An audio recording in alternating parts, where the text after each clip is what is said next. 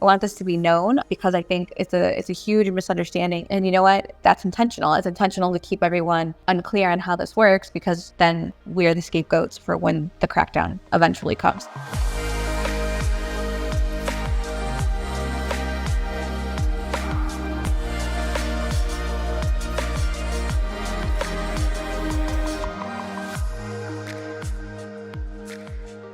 Welcome back to On the Horizon. This is MelRose Michaels. I am your host, and I'm here to share what's worked for me in building my adult creator business to try to make building yours just a little bit easier. Let's get into today's episode. Assembly4 are a collective of sex workers and technologists working to bring the overall cost of advertising down for sex workers through their ad platform Tris.link, educate clients through the Good Client Guide, and much more. Assembly4 caters to all genders and demographics and raises funds for organizations to fight for sex workers' rights, the decriminalization of sex work, and against exploitation in the sex industry. Learn more at the website assembly4.com for the word, not the number. Hello, everyone. Welcome to this week's podcast. Today's space is going to be just an open space, so I want to leave this time for people to come up and ask about challenges or questions they have or are facing in their business, as well as anything you guys are curious to know about my businesses. I'm pretty much an open book, so feel free to ask whatever's on your mind. Also, I really want to foster kind of this culture in these spaces of sharing resources. So if there's resources you'd like to share, please come up and do so as well. It doesn't have to be questions or comments. It could definitely be just sharing with the rest of the group. And then also, if there's platforms or strategies you're using or implementing that are, you're seeing success with, I think that'd be really incredible to share as well. If you aren't familiar, we do have this SWCEO Telegram bot. And what it does is it will push a message to your Telegram app every single morning around 10 a.m. Central Time. And it'll give you a content idea and all of the captions pre-written for that content idea for you to use and post on your platforms and monetize to the best of your ability. So if you struggle as a solo creator to come up with content ideas, this might be a great option for you as a tool. It costs less than 50 cents a day, so it's $14.99 a month, and then you get 30 days worth of captions and content ideas. And they also vary, so there's some that are really vanilla, there's some more fetish leaning, and a lot of them are also interchangeable, so you can use them for couples if you aren't just a solo creator. That all being said, I would love to start bringing you guys up here. So the first person requesting I see is Hazel Taylor. Let me add you as speaker love, and we'll kick this off. All right, Hazel, you had the mic. Hello. Thank you so much. I have been struggling with finding a e-commerce site where I can sell things like panties or like custom videos, things like that, that does not take a huge payout. I have an LLC, so I am able to get like a payment service, but are there any e-commerce sites such as like Shopify or something like that is sex work friendly or like high risk business friendly? That's a great question. So the mainstream ones like Shopify or like Wix e-commerce, anything that's going to handle media, that's not going to be allowed for explicit. So like even if it's just a transaction, even though it's not the facilitation of providing the content, I would still steer clear of those. There are some adult sites that will help you facilitate that and take a lower cut. It's been a while, let me pull it up on the internet, but I remember I Want Clips had a great custom video functionality back in the day. I'm not sure how that still works. Most of my customs and things like that, I facilitate via just DM on OF or my fan sites. I know Panties, you have to be a little bit more careful because you can't share shipping information there. But what I'll typically do is I'll take payment in the form of tip via OF for those purchases, and then I'll gather the actual shipping information via a Twitter DM. So that's kind of what I've historically done, because I don't think there's a mainstream site that you could just fill yourself, unless, of course, a great option for that could be a product like Model Central, where you build your own adult website. I believe their split is 75 to creator and 35 to them. And then you could facilitate all of that in one place. So that could be a great option, but it's not going to lower that payout or that cost that's associated with it. OnlyFans will still take 20, Model Central will probably be taking 35. So I don't know if we can get the cost down just because it's a high risk industry, quote unquote, even though it's not.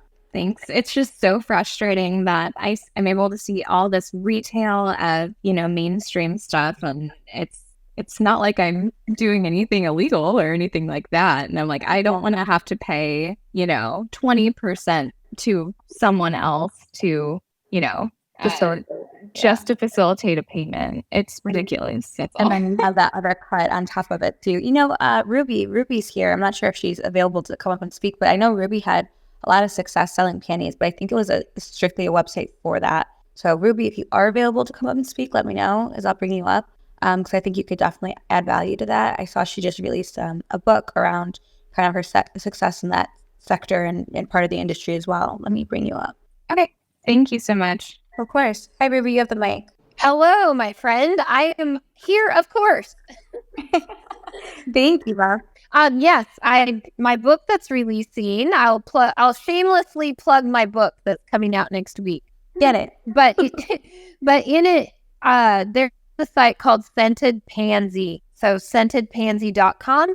You pay a monthly fee of $10, and you can list what you want on there. Is there any cut or anything like that, or it's just a flat fee? It is $10.99. Yeah, so it's just a flat fee of $10 that you pay. If you pay like a year or 6 months in advance, it's a little cheaper. But then you negotiate payment with the buyer. So, for instance, I did cash. That was my main one. Okay. Yeah, you don't have to pay a percentage. Okay. Is there any way also that someone can pay with like a credit card that isn't Cash App? Because Cash App isn't sex work friendly either. Right. So there isn't. Excuse me. It's just taking the normal pay things, Venmo, Google, whatever you're comfortable with. Yeah. And you said Scented Pansy, Pansy. Pansy, like the flower. Pansy. Okay. I'll take a look at it. Thank you. Oh, yeah, you bet. Thanks so much, you guys. Okay, so I just pulled this website up myself. So it looks like it's primarily for panties, but you said you could sell other things too? Right. You can sell clips there, panties, bras. Yeah, basically anything. Interesting. And then it's just the flat fee to kind of host, it sounds like, monthly. Correct. Interesting. What a great idea. That's where I got my start. I love that. Okay. Well, cool. I might have to open up one of these bad boys too. Thank you, Ruby. Thank you. Look at us solving each other's problems. Okay, so we've got also another request here from All for Art. So let me bring you up, love. You are added as speaker.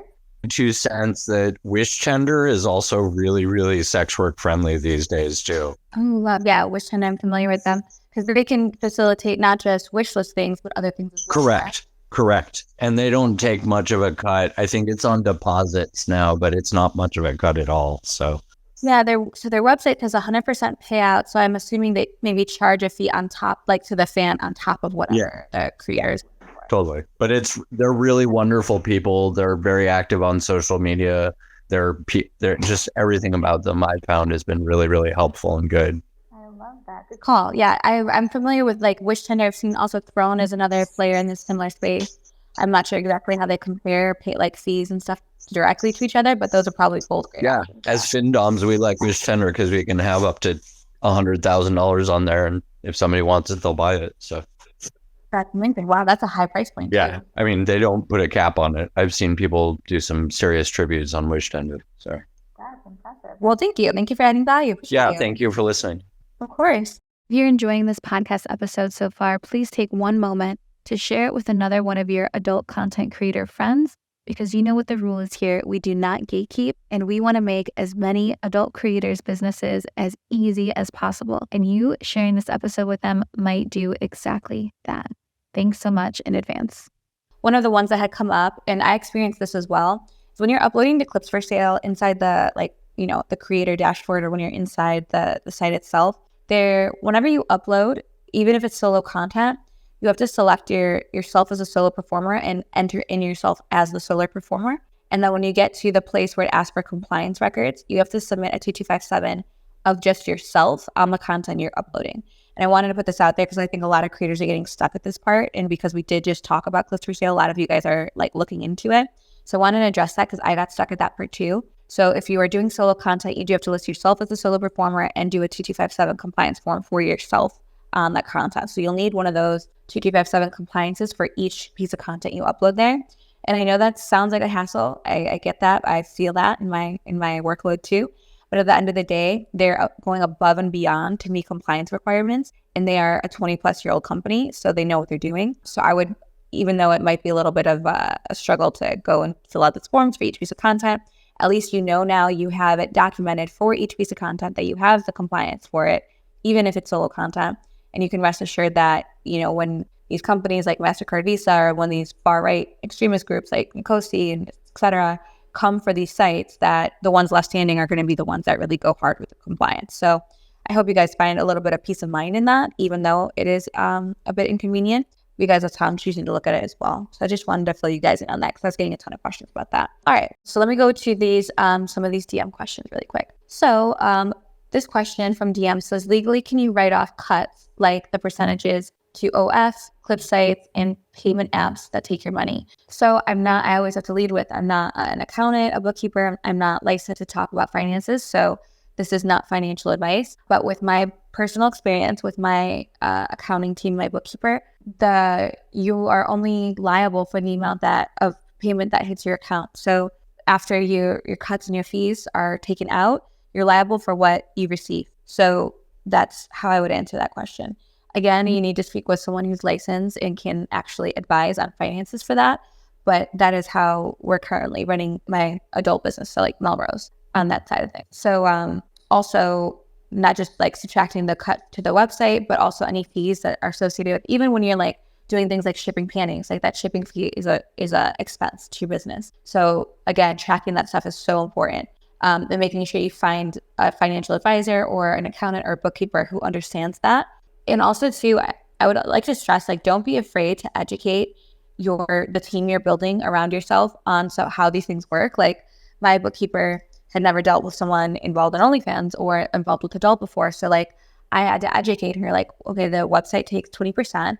I receive the rest. And then that's my taxable amount. Also, each of these people tipping, like the way I facilitate revenue on OnlyFans is through tips, through content unlocks, and through this. Like, you have to kind of educate them on what this landscape looks like, because they're just not going to know. And without that knowledge gap being filled by you, the creator who is experienced and well-versed on this, you might be leaving yourself open to financial liability for stuff that you don't necessarily need to be. So always offer to educate the team we're building out. Like, hey, have you worked with OnlyFans or adult creators before?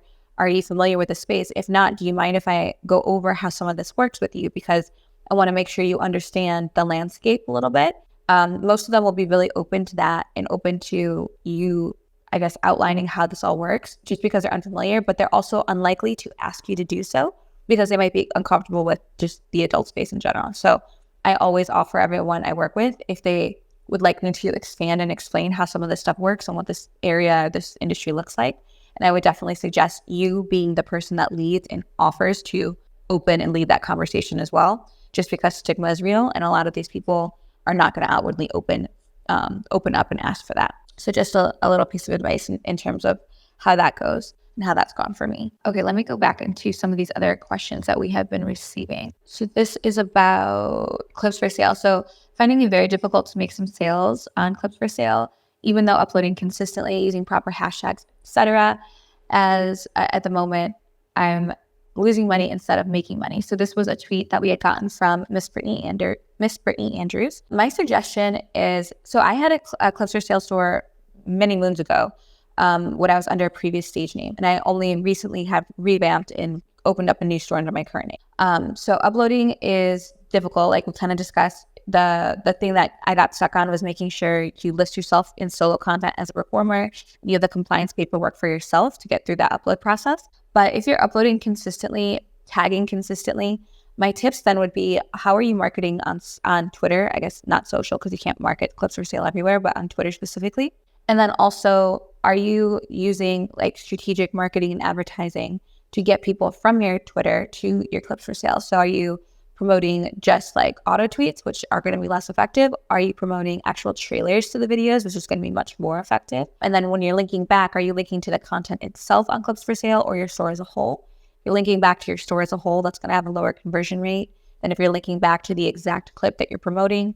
And if you're promoting it with a trailer that's like saucy and enticing. Remember, trailers for content should always kind of walk that line a little bit. Like it should show enough to make them want to click and take an interest, but not too much where they can just get off to the clip and not want to see the whole thing. So a little food for thought, but that would be my first approach that I'd suggest reviewing is how you're marketing it on your Twitter, just because that wasn't mentioned in this tweet specifically. So uploading consistently, tagging consistently is really, really great, but you've got to get traffic to your Clips4Sale looking for your content to begin with. So I think that might be the shortcoming there. All right, we've got a question from Ambry Taylor. Let me bring you up to speed.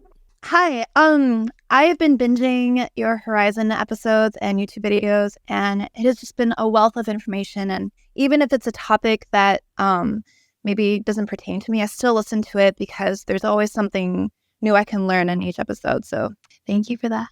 So I just had a couple questions. I think that they're going to be really quick to answer.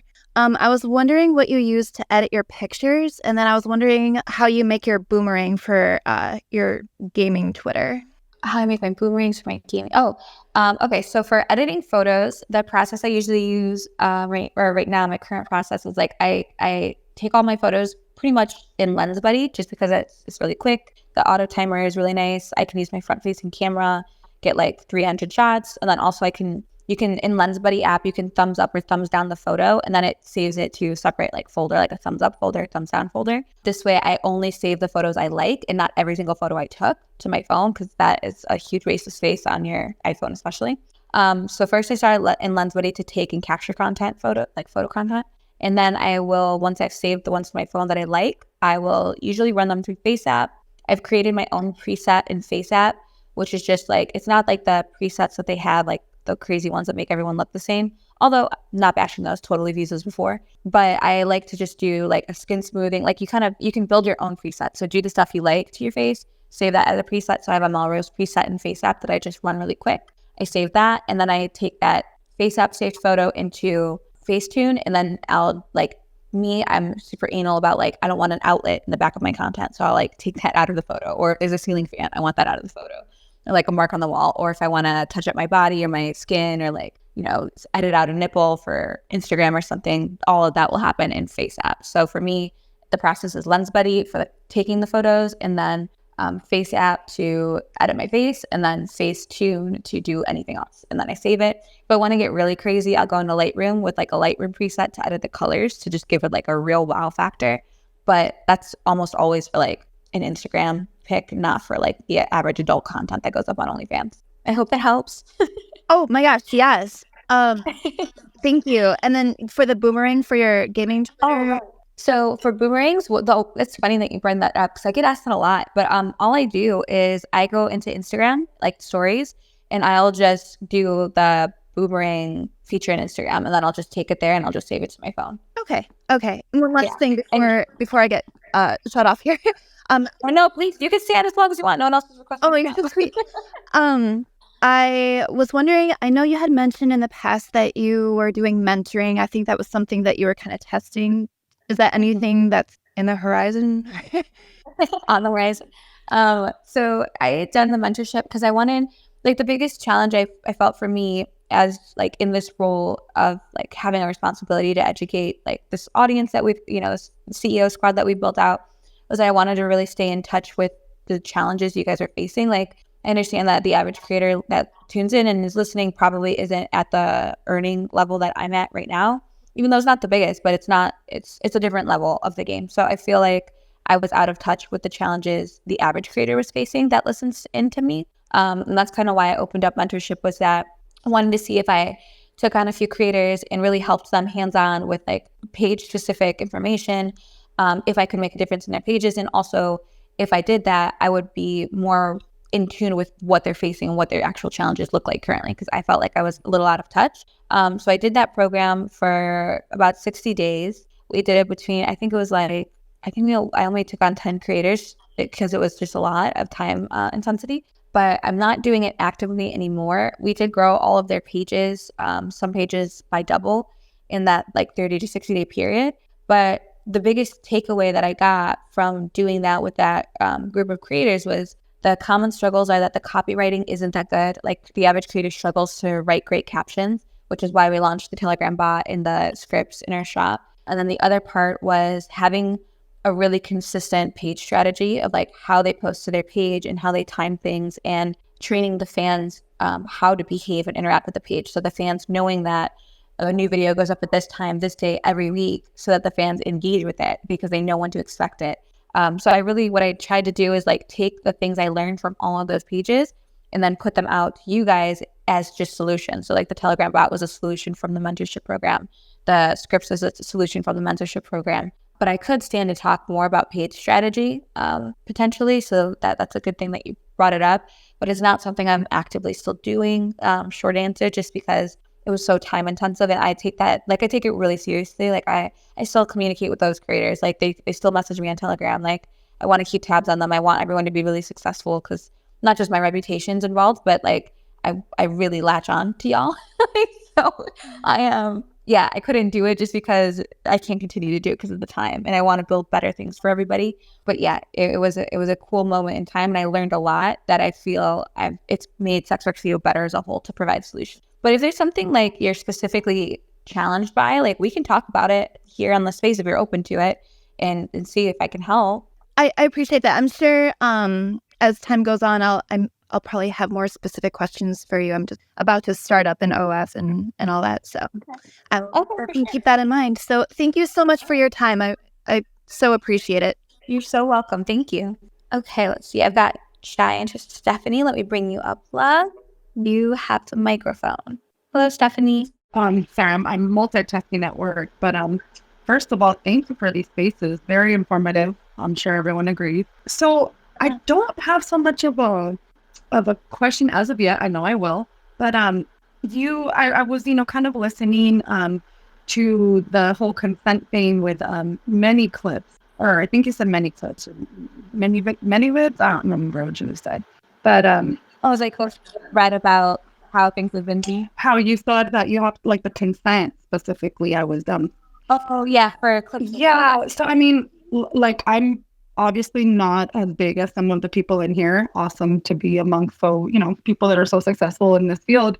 I myself just do feet content, but I also have the occasional co-star for like foot job videos and things like that. And one of the biggest things that I've come across is consent. Now, many of these sites require written consent from everyone, starting in the video.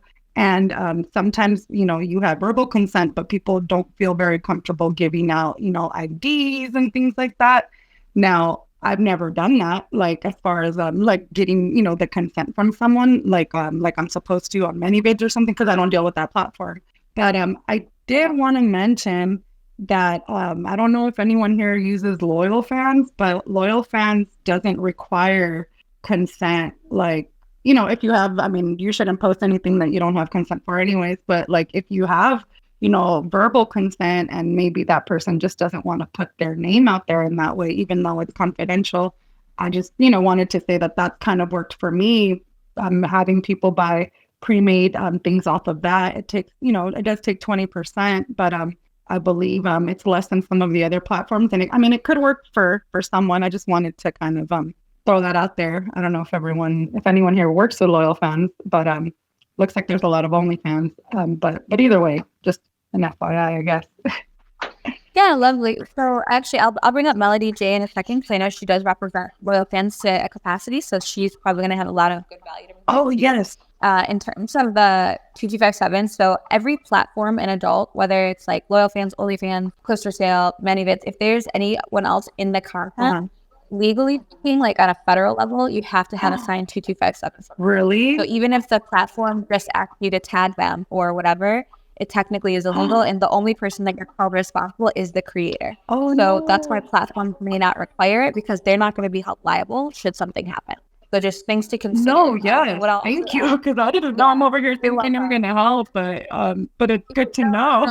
This was a great topic to bring up, because I'm sure a lot of creators, smaller ones especially listening, aren't aware of this. But the app I use that's been really helpful, it's like a 99-cent app. It's by Larry Walters, their foundation, but it's called Quick 2257. and you download it to your phone, and basically it takes you through all the steps of like holding your, like submitting your ID photos, all of that. And then at the end, you email it to the other person in the content, so they have their copy as well. And when you email it, you can obviously print it and upload it, or save it and upload it to these sites like Clips4Sale if you are going to use a site that is active in compliance. So that's a really good thing that everyone here, I would definitely suggest you have it. Whoa. I find that when I'm creating with other creators, if they have quick 2257 app, I have quick 2257 app, we just switch phones. I do theirs, they do mine, we send it to each other, and then boom, we're good with compliance. And then if you want to take it a step further, because compliance, there's also measures around, if you're speaking federally, given no one has ever been prosecuted for the way that they store their files, but there is a correct way to store your files due to the regulation. What I've done is I've opened up a this is not legal advice, but I've opened up a Proton mail just because it's encrypted, and I have an email that's like melrose2257@proton.me, and every time I do a quick 2257, I send it to that specific email that's encrypted for safekeeping for strictly 2257s. I use that email for nothing else. This way, I have all my 2257s on file in that email. I can access them from anywhere at any moment, and all of my compliance is up to date, and my record keeping is aligned how it should be. So that's just a little trick from the trade that I've been doing that seems to help. Yes, thank you. I'm like, see, this is why I like to, I make time for these, even though I'm at work, because it's full of information. So yeah, no, so yeah, thank you for that. So I'm gonna quiet myself and continue listening. And thanks. Yes, you're so welcome. I'm gonna bring up Melody to it because I'm sure she'll have some. Yeah, and I'll be listening to Ms. Melanie. All right. Thanks so much. Okay, Melody, let me bring you on up.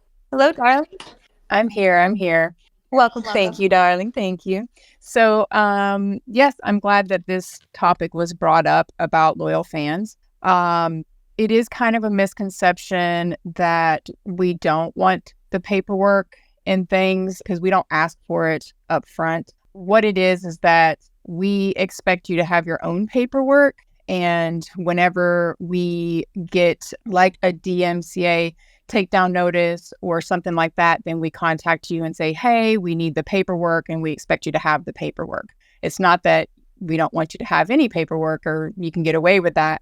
It's just that, we expect you to be adults and to have it, and that's how we're running it right now. Now in the future, I don't know if that will change or not, but yeah, that's just how we're doing it now. So I am glad that was brought up, and it is easier. You don't have to tag the other creator that's in there on loyal fans, but definitely have your paperwork in the background. So I just wanted to let you guys know that. Perfect. Thank you. And that's very similar to how a lot of these fan sites are running, right? So like OnlyFans just requires you to @tag a creator in the content. But if there was ever a discrepancy, if the creator ever said, hey, I want this taken down, or if MasterCard, Visa ever added pressure or the government added pressure to OnlyFans, they would send out, a message to you saying, hey, you need to submit the 2257 on this. And if you don't have it and can't produce it, you are held responsible. I think that's the biggest thing I want everyone to take away from this is that right now, the policy and legislation in place holds creators ultimately responsible for all of this. So it's very important that you cover your bases. You're getting 2257s. You have the up-to-date current ID pictures that are valid and not expired. And as soon as those IDs are out of date, you technically can no longer use that content unless you update it. So I want this to be known because I think it's a huge misunderstanding. And you know what? Like that's intentional. It's intentional to keep everyone unclear on how this works because then we're the scapegoats for when the crackdown eventually comes. So yes, definitely highly recommend, again, that quick 2257 app. It's what I use. Every time I go to a content creation house, this is what I encourage people to use. If you are someone who attends content houses or has in the past, make sure you come with this on your phone. Most content houses are not supplying 2257 forms. They're not supplying photo releases, which also in the quick 2257 app, there's a photo release option too. So consider these things when you're going into these spaces to make collaborative content. If you're, filming with a partner or filming with someone that you have trust with and you're just counting on them to always allow that content, that is one of the biggest things that goes south, is that relationships end and they sour and now you're out of an entire library worth of content. So really important things that I want to stress to you guys, because ultimately you're building a business. And when you think about your business as a whole, I want you to remember the business as a whole that you're building is essentially your library of content. So you have to protect the usability of all of that library of content at all costs. One of the biggest mistakes I made as a creator was in my premium Snapchat era, filming with so many other creators, and everything was for trade and everything was collaborative. And there's a ton of that content I can no longer use like I was putting out a video a day back then on Snapchat, and that's hundreds and hundreds of videos that I can't use anymore because there was no 257s happening, especially at these collaborative creator houses. So please learn from my mistakes, especially if you're new. You can do this the right way from the beginning. So I highly, highly recommend that. Thank you so much, Melody. All right, let me see here. We have some more questions coming in from DMs. So DM question, how do models make GIFs for OnlyFans? I see a ton of models making their teaser clips, turning them into GIFs. I was wondering how you do that. Most apps I tried looking for don't make them. So I haven't been posting GIFs too frequently on OnlyFans right now. I had in the past, but one of the ways I make GIFs is similar to what I described about the gaming thing. I will make a boomerang as a story on Instagram, and then I will save it to my phone, and then I'll post that to OnlyFans, and it'll just be a boomerang. It'll work like a GIF.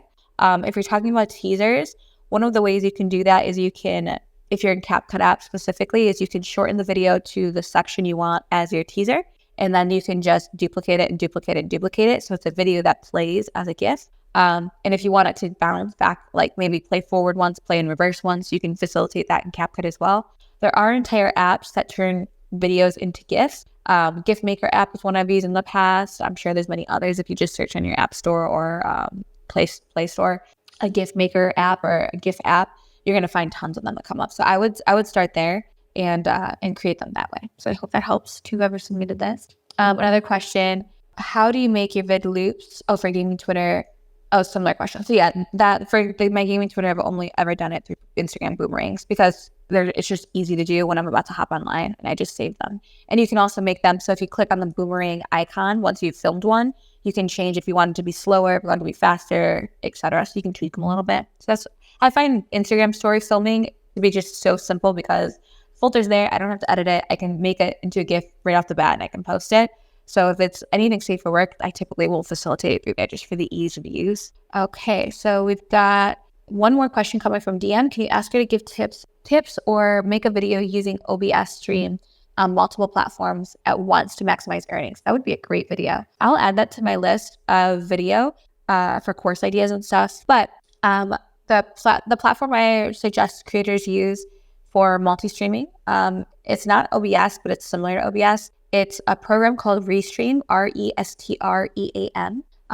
Technically, streaming adult content is a violation of their terms of service, so do this at your own risk, but it works. And I know a lot of major players and major companies that do this with no issue. That's why I've done it with no issue before. But you can essentially set up Restream to be one OBS-like stream that goes to many end destinations. So you can be streaming to many platforms all at once from one single stream. So again, that platform's called Restream. I'd have to make a full video on how to set it up. But I know if you are on a cam platform that allows multi-streaming, this would be a really good option for you. And then also, even if like you wanted to just do like your free OnlyFans page and to your paid OnlyFans page so that you could do one actual stream, this would be a great option for you. But also remember, a lot of these cam sites now allow for like mobile streaming or cell phone streaming. You also do like one stream off your phone and one stream off your laptop if this is too complex for you. I know a lot of creators that see a lot of success with it. And if you are going to do different, like a cell phone stream and a laptop stream, not using a program like Restream, a great way to do that where it doesn't feel complicated to the viewer or to the fans watching is to gamify the streams against each other. So say that you have, people watching on your free page and you don't want to give too much because they're free page users and not subscribers. So then you have people watching from your VIP page who obviously pay a subscription and are seeing this stream. So you want them to see more stuff. What you could do is you could set a goal for X tip amount for the free page stream, and then maybe a smaller goal for the paid stream because they're already paying subscribers. And you could try to make them race. Whoever gets the tip goal first gets the show. And you can kind of play them against each other to gamify both streams and to encourage monetization and revenue flow. So just a thought, you can do Restream and do one stream to multiple destinations, but you could also stream off a phone and a laptop. It's going to take more bandwidth. You have to have good internet for that. And then you can gamify both streams against each other in different kinds of ways. So just a thought. Okay, I think that answers everyone. Let me just see. We've got Creators Spicy Tea. Let me add you as a speaker. You have the mic, love. Hi, thank you so much. So I had a question that might be a little bit different.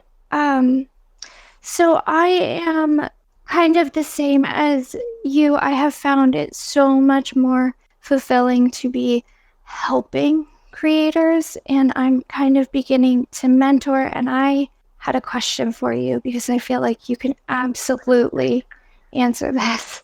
Sure, what's up? How on earth do you balance between this huge community you've built with SWCEO and creation? Because I create full-time and I'm taking this on at the same time, and I am just having a tiny bit of a time and a half finding that healthy balance. Yes. So I don't know that I have a healthy balance in any aspect of my life, if I'm being honest. It's kind of in my nature to do everything through extremes. That's just kind of my DNA, to be honest. So take this with a grain of salt because everyone's is super different. Mm-hmm. If my advice, I know it can come across as the wrong solution for a lot of people, that like it's going to lead to burnout and it's going to make you insane because it's only what works for me. That's all I can speak to. Mm-hmm. But I'm a full-time creator as well. So I actually create a brand new video on my OnlyFans feed every single day. So I also put out an extreme amount of content on the adult side. And that's just for the strategy that I like to use. But the way that this works for me, and the only reason it does work for me, is because I've built out the support to make it work for me. So on the MelRose side, I have 2 personal assistants that help me facilitate scheduling content, writing the copies of my posts, with them to approve, and also help with my deliverable. Like if a fan is buying panties, making sure that gets created and delivered. If a fan wanting a custom video, tracking that and putting it into my tasks for the day to make sure I get that custom created and sent. So I have a team on MelRose side of 2, and on SWCEO side, I have a team of 1, which is Bryn, my co-host, who's essentially a team of 10. Because she's so freaking so really, I think the answer to how to do more things is to leverage other people's time. And unfortunately, to get to that point, you need the resources. Mm-hmm. So it becomes kind of a balancing act of growing your adults, especially for this specific space. So like being an adult creator, wanting to get into any mentorship or coaching, you have to make sure that your adult creator business is built large enough where it can sustain that some of those resources go into building your next business, which would be the consulting side of things. So the 2-part answer that I would give is like build up your adult stuff big enough so that it can help fund and cash flow research-wise the mentorship stuff. And also, without having done that, with having done that, it lends your new business venture of being a consultant more. Yeah, because it's been growing that process. So that would be my advice for sure. Okay, thank you. I really appreciate that. And I will kind of say, I think we are a little bit the same of workaholics. And I also, before I let you go, I wanted to thank you very much because when I started about a year ago, you personally helped me out with some very tough questions. And I just wanted to say how important you are to the community and how absolutely appreciated you are. Oh, that's so sweet. Thank you. I don't remember. I want to know who you are. That's okay. It was on a different account. Definitely not this one. Well, I'm so glad I could help you. Okay. Thank you so much. And thank you for answering the question. I appreciate you. Of course. Thank you so much. Thank you. Oh, what a way to end a space. You guys always melt my little heart. You guys kill me. Thank you guys. Adore all of you. This was so unexpected, but thank you guys for tuning in. I'm going to start to wrap this up. Huge thank you for everyone that joined. Please remember that all of these spaces are turned into blog posts later in the week. So if you are ever listening and you want to take notes or catch up on anything, you can always head over to SWCEO.com and go to our blogs, and then you can see that we've taken all the notes for you. We know a lot of people tuning in learn different ways, so we're trying to really pump out the courses here in the near future to get those visual learners covered and push out the written version on the blog so that we get the more reading-based learners covered. So, and then hopefully these spaces cover the Audible listeners. So you can always head there instead of taking notes during the space to get the written version of everything we discussed. So next week will be more lecture-based again. I'm not sure what the topic's going to be. I'm actually going to dig into some of your Twitter replies just to make sure I can pull a topic that's something you guys are really curious about. All the information we do share here is free because I do believe in this idea that the more financially successful of creators we can make, the more resources we'll have as a community to do powerful things like lobby Congress, enact policy, organize, and help as many creators as humanly possible. So thank you guys for tuning in. It would be absolutely incredible if you rated this podcast 5 stars and left a little review. We want to get this podcast to as many adult creators as possible, and you taking a second to leave a couple stars and a review really helps us do that. Thanks so much. Assembly4 are a collective of sex workers and technologists working to bring the overall cost of advertising down for sex workers through their ad platform Tryst.link, educate clients through the Good Client Guide, and much more. Assembly4 caters to all genders and demographics and raises funds for organizations to fight for sex workers' rights, the decriminalization of sex work, and against exploitation in the sex industry. Learn more at the website assembly4.com for the word, not the number.